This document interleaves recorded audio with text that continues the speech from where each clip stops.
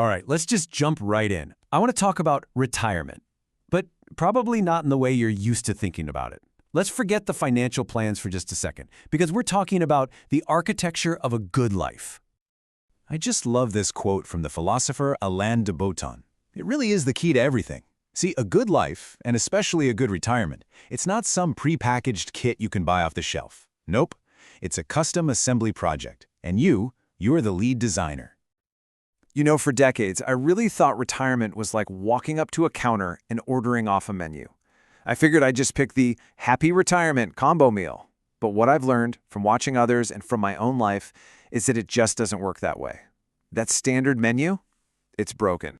What happens is we try to bolt one big thing onto our new life. Maybe it's golf 7 days a week, or maybe it's full-time volunteering, or being on call for the grandkids 24/7. But when one single activity becomes your entire identity, it starts to feel like this, like a single gear, just spinning and spinning, but it's not connected to anything else. There's a lot of motion, sure, but zero progress. And this is where it gets really interesting. When you compare that combo meal approach to what a fully assembled life actually looks like. I've realized golf isn't a substitute for real health, and volunteering, as wonderful as it is, isn't a stand-in for a deep personal sense of purpose. Grandkids are an absolute joy, but they can't be the sum total of all your relationships. And, binging a whole season of a show, that's not the same as true rejuvenating play. Okay, so here's the big question, right? If your life feels like it's a little wobbly, how in the world do you find the parts that are missing from your own assembly project? Where do you even begin to look? Well, I've discovered a really powerful clue, and it's hiding in an emotion that we usually try to shove down or feel ashamed of: envy. But what if we reframed it? What if we stopped thinking of it as a negative feeling and started treating it like a piece of data?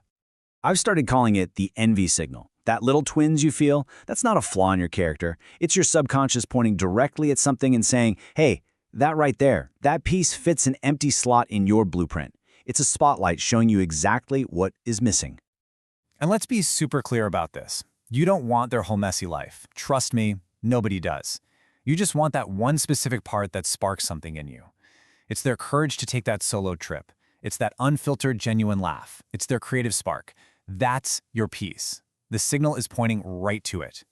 So here's the move. The next time you feel that signal, instead of letting it make you feel small or resentful, just get curious. Pull out a notebook, literally or just in your head, and ask yourself, what specific component am I really admiring here? Is it their freedom? Their sense of lightness? That's your clue. Okay, so we've used envy to find what's missing. Now, what are we actually building with? Well, I've come to believe there are 7 essential components. These are the raw materials we all need to assemble a fulfilling life, especially in retirement. Think of these 7 parts as the main support beams for your entire structure. If you neglect any one of them for too long, believe me, the whole thing starts to feel unstable. It starts to wobble. First, and this is the absolute foundation, is health. Now, this is not about becoming some biohacking expert. It's way simpler. It's about having the energy to be curious. It's maintaining that daily ability to move, to sleep well, and to recover, so you can give your future self a solid base to build everything else on. Next up is purpose. And please, let's just take all the pressure off this one. Purpose does not have to be some grand, world-changing crusade. Purpose is simply having a personal reason to get out of bed tomorrow. It could be finishing a novel, mastering a recipe, or just tending a garden. It just has to be yours. Then we have relationships. And oh boy, retirement can really shine a harsh spotlight on how many of our work friendships were what I call deal friendships. We need real friends, the kind of people who know our real laugh, not just our resume. Freedom. I mean, this is the whole point of retirement, right? But let's be honest, all that unstructured time, it can be kind of terrifying. I like to think of freedom as a sandbox. It's that wide open space where you get to experiment and build who you are now, not who you used to be. It is your turn to say yes without asking for permission. This one might be my favorite: taste and beauty. This is all about actively choosing what moves you, what you find beautiful, what makes you feel alive, instead of just scrolling to see what's trending. It's about truly knowing what you like, whether that's modern art or a perfectly made cup of coffee.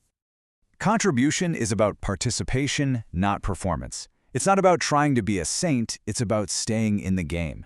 It's your way of looking at your community and the world around you and saying, hey, I'm not done yet, I still matter here. And finally, play. This is the component that we adults are so quick to dismiss as frivolous, but it might just be the most important one of all. Play is humor, it's mischief, it's curiosity. It's anything that yanks you off autopilot and reminds you that life is happening right now. And if you want to understand just how much we've lost our sense of play, get ready for this fact. Researchers say that young children laugh, on average, about 400 times a day. 400. And for adults, that number absolutely plummets to just 15. 15. Somewhere between all the meetings and the mortgages, we misplace nearly 400 chances every single day to feel joyful and alive. That's the part we have to reclaim. So you gather all these parts, health, purpose, play, all 7 of them. And when you start mindfully, intentionally fitting them into your life, something pretty incredible starts to happen. And here's the thing. The goal is not to build a perfectly balanced, symmetrical life where every component gets equal time. That's impossible. It's a myth. The real goal is coherence. It's that deep, internal feeling that your days, your choices, your life, that it all belongs to you again. This is how I see retirement now. It is not a finish line. It is raw material. It's like being handed this giant, open IKEA box, but with no instructions. And your job, maybe the only one that truly matters anymore, is to take all those scattered parts and just build something beautiful. Something that is uniquely yours. So I'll leave you with this question. As you look at your own life, at your own project, right now, today, what's the first piece you're going to start looking for? What is that envy signal pointing to for you?